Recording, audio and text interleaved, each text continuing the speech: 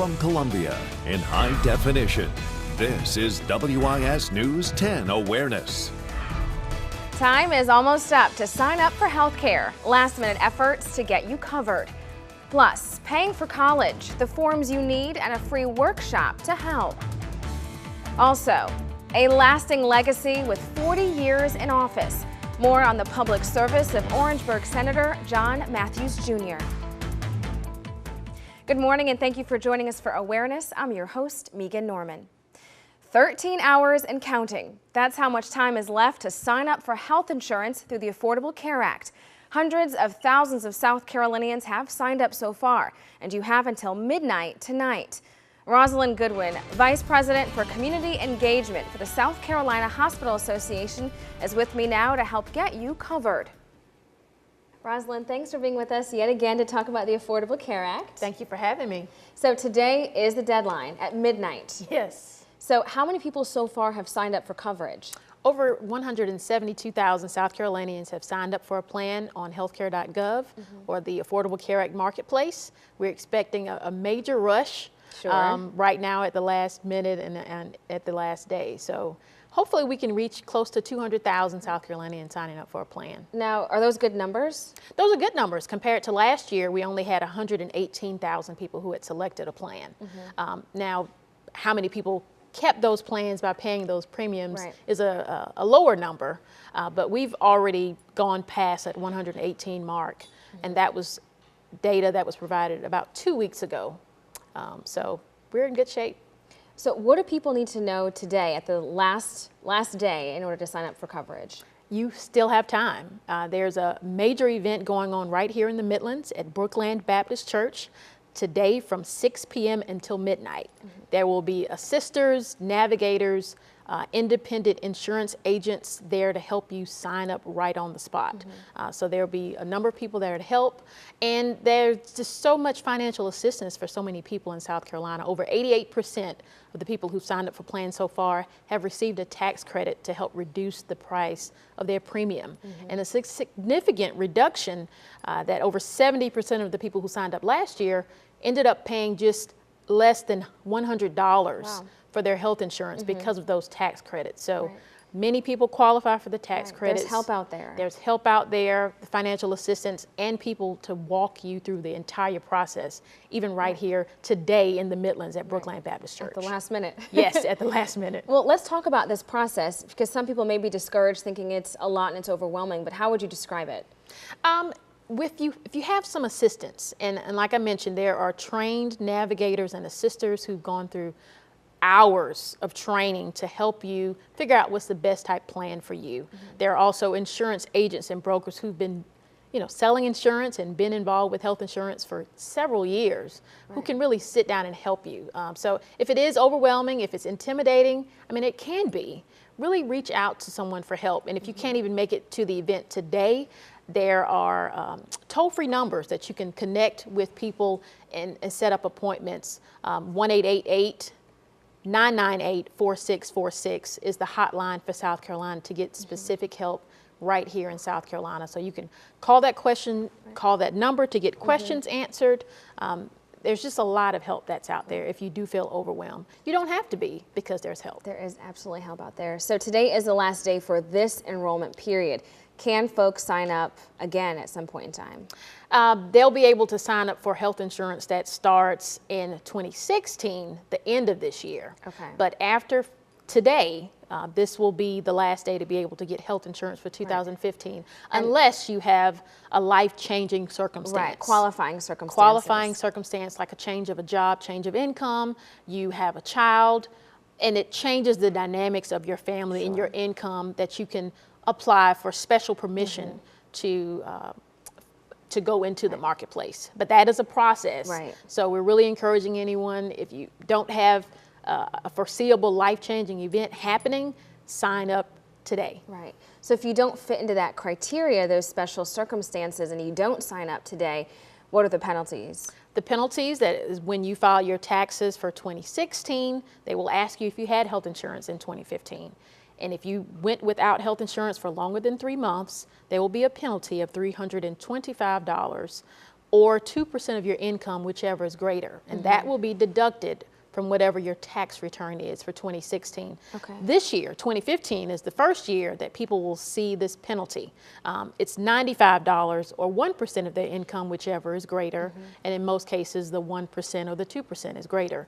So this time, while you filing your taxes, that question will be there for the very first time. I saw it. Did you have health insurance in the year 2014? If you answer no, that's where the penalty kicks in. Right. Well, let's talk about some of the benefits of signing up for health care coverage. What are some of them?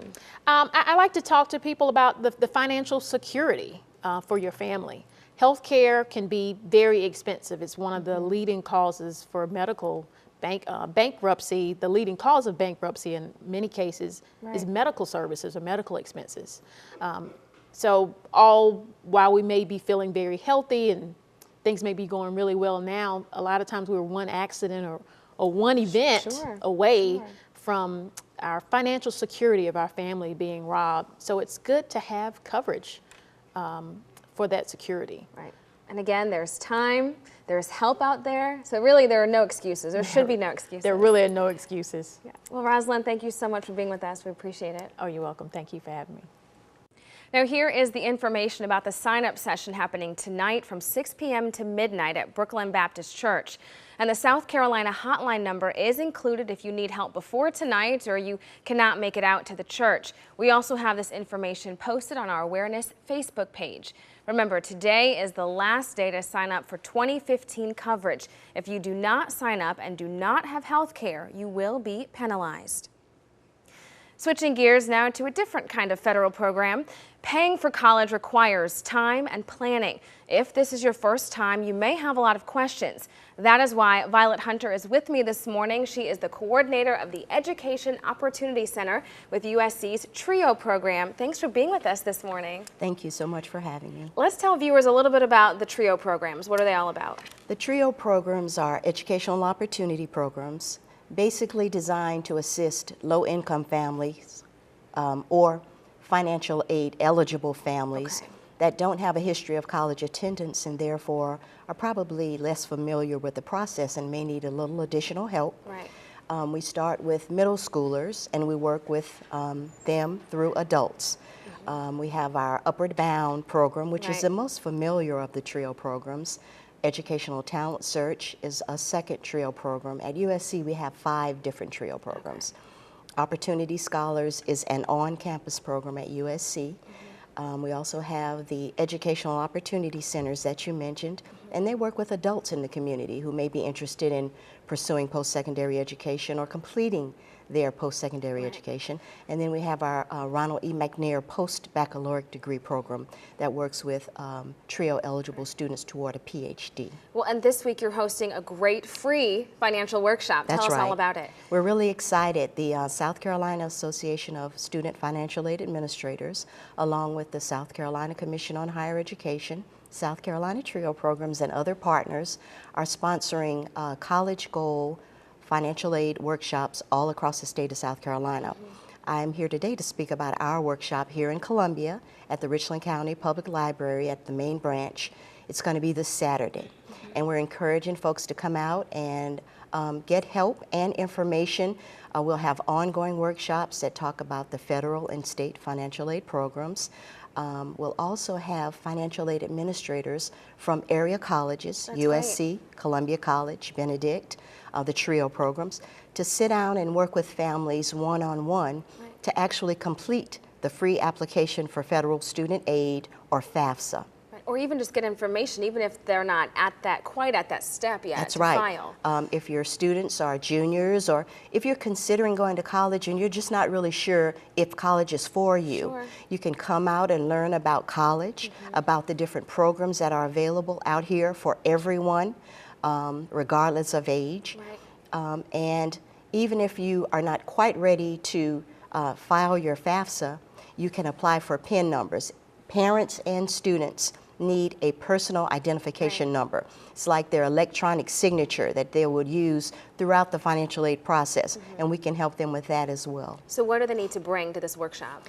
In order to complete the FAFSA, folks would need to bring a copy of their 2014 income tax return, or if they file their tax return, the FAFSA has now set up an exchange with the IRS, data exchange, where information can just be taken from, electronically taken from a completed income tax return and populated into the FAFSA. Right, that's great. Yeah, so that's the main thing they need to be, we are concerned with, is their income tax information. Well, this is a great workshop because a lot of resources are going to be at the disposal of these parents so they can get all their questions answered, and it's free of charge. That's right. Great. That's right. We'll have more information about this great workshop on our website and on our Facebook page. Thank you. Still to come on Awareness, the longest serving member of the General Assembly. Senator John Matthews Jr. is in studio to reflect on his 40 years of service in the State House.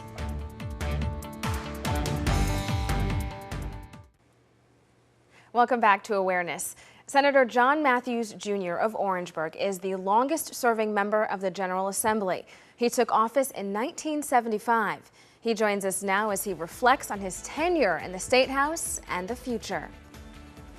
Senator Matthews, thank you for being with us this morning. Well, thank you for inviting me. Now, you started your public service in the State House in 1975, but I think in essence your public service began before that in public education as a principal. What led you into education? Well, I've always believed, in the African American community in the 60s and 70s, they believed that education was the gateway to the American dream. Absolutely. And so there was a big push to make sure that kids get education. And so that was where we saw the opportunity to grow and to make a difference. And so parents pushed their kids to get educated. And then what led you into public service, becoming a member of the House of Representatives?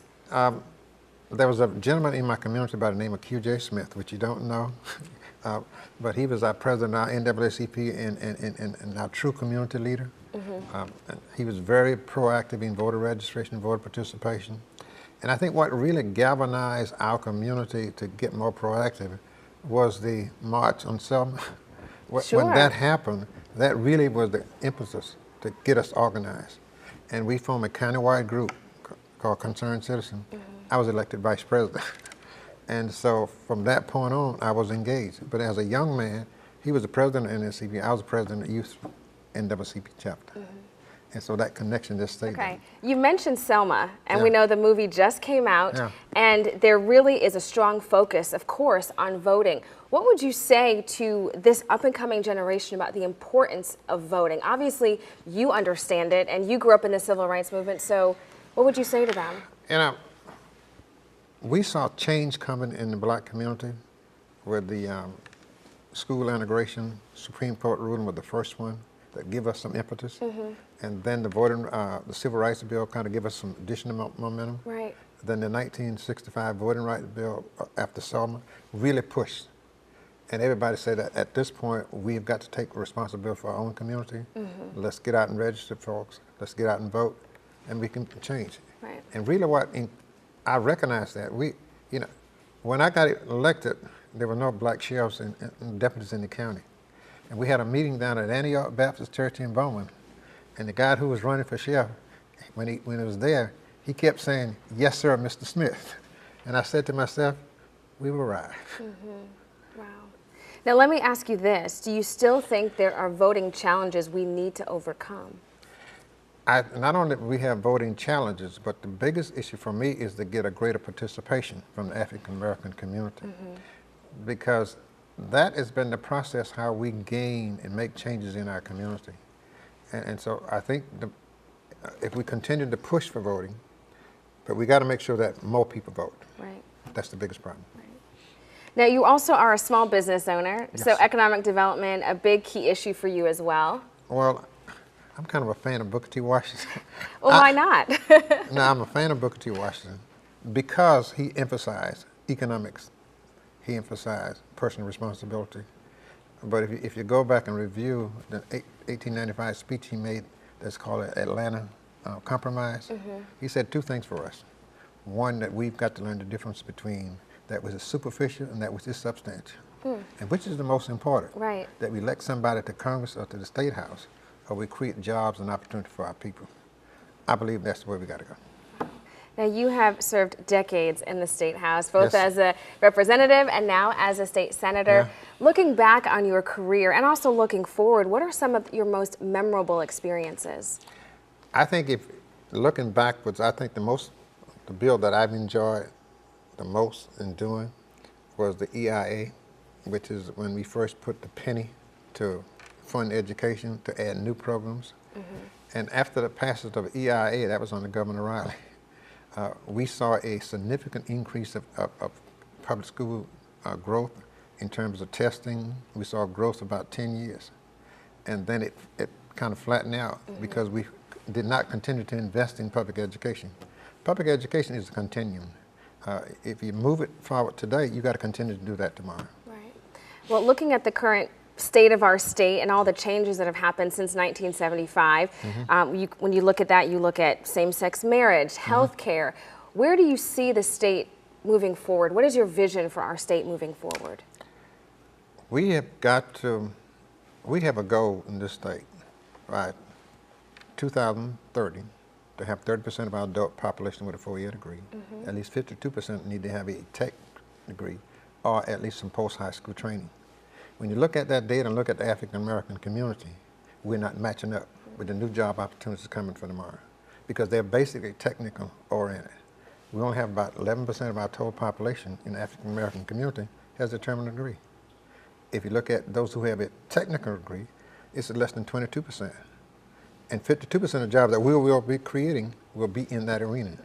So that's our big challenge, preparing our community to compete in the job market for the 21st century. Right, the global job market. Yeah. And that's the way it is. Right. Now, finally for you, what do you see your legacy as?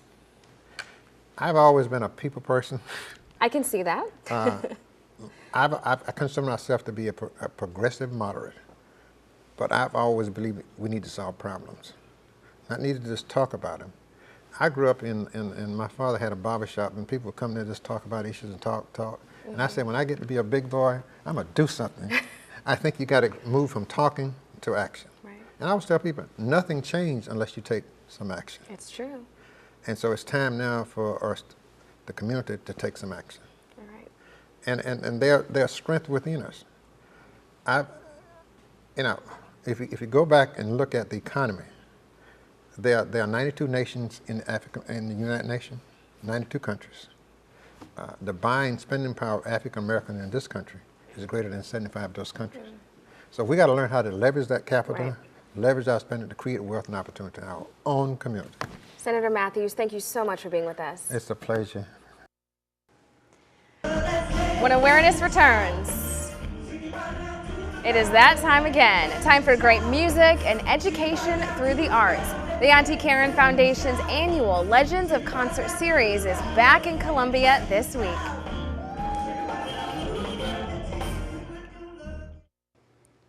Welcome back to Awareness. Empowering, enlightening, and educating through the arts. That's the mission of the Auntie Karen Foundation. And joining me now is the founder, Karen Alexander. Thanks for being with us. Oh, it's my pleasure to be here. Now, since we last spoke last year, a lot has happened. This artist village is really coming to life. Tell us more about it. Well, on January 31st, we made the announcement that we had partnered up with the Lutheran Theological Southern Seminary of Lenore Rhine to look at repurposing their former student housing into the Artist Village. And when you and I talked last year, it was just a vision, and now it's come to life. So since the announcement, the first Saturday in March will be our cleanup day. But we have a lot of work to do before it's actually a reality, and that's raising the money to bring all this to life. And what is the overall vision for this village? Well, the Auntie Karen Foundation is considered a certified teen after-school center with the Department of Juvenile Justice. So we've been basically doing the artists in the school since 2002.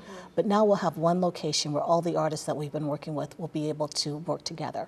Phase one will be what we call the healing arts and the home arts. So we'll have cooking, sewing, visual arts, gardening, healing arts, massage therapy, as well as interior design. And then phase two will be the performing arts, which will be dance and music. Right. And this is just one component of what the Auntie Karen Foundation is all about, one of many. But this week, this Friday, it is a great annual concert. It's coming back to Columbia. Yeah, we actually have Chaka Khan coming to town. and she will be here on February 20th at the Coker Center. We have a concert and silent auction. The auction starts at 5:30 and the concert starts at 8. And this is our annual fundraiser. It's called Legends Of, and it's basically our salute to Black History Month. And there's another component to this, the master class. Tell Yes, us about one that. of the requirements, because I'm an educator, one of the requirements is that our legends have an intimate session with students. And so the master class will take place on the 19th, and Chaka Khan will actually have a chance to see some of the local talent that we have and critique that talent. Up close and personal, really getting these great lessons from this superstar. Yes, and we've been doing the master class since 2006. We started with Al Jarreau. And so that's probably one of my favorites, just to see the kids getting a chance to study that legend and then seeing them in person. Right, real practical experience. Well, Karen, thank you for being with us, and we'll post this information on our Facebook page. Go to Awareness 10. Thanks, Karen, again for being here. You're welcome. We'll be right back.